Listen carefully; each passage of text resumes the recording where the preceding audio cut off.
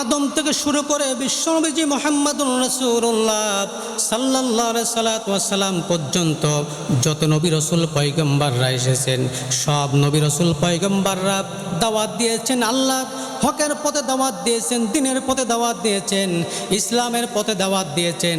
এই যে দাওয়াত দিতে গিয়ে বাধার সম্মুখীন হয়েছেন, আমার ভাইরা এই পৃথিবীতে যত নবী রাসূলরা এসেছেন এই হকের পথে দাওয়াত দিতে গিয়ে 5টি বাধার সম্মুখীন হয়েছেন। যারা বলেন কয়টি বাধার? 5টি বাধার সম্মুখীন হয়েছেন। 1 নম্বর হলো তাগুত শক্তির বাধা তারা পেয়েছেন। প্রশ্ন আসতে পারে যে হুজুর তাগুত শক্তি কি? কারা তাগুত শক্তি? আল্লাহ তাআলা কুরআনুল কারীমের ভিতরে বলেছেন কারা তাগুত শক্তি, কারা বাধা দিয়েছেন নবী রাসূল পয়গম্বরদেরকে।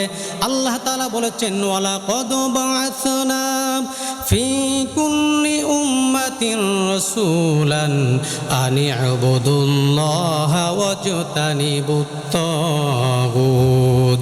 জোরে বলুন আল্লাহু আকবার।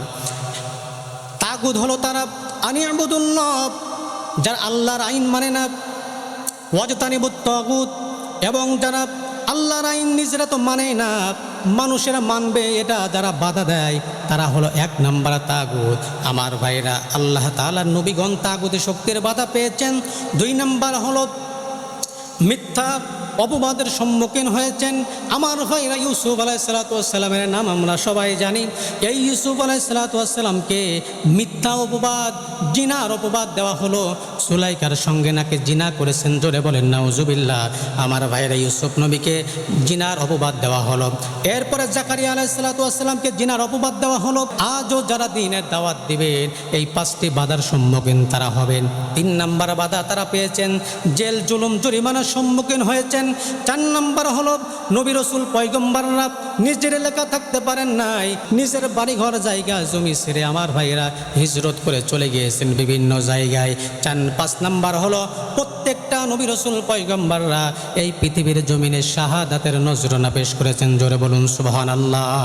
আমার ভাইরা, আজও যদি আমরা দ্বীনের দাওয়াত দেই বাধার সম্মুখীন হওয়া লাগবে কিনা বলেন?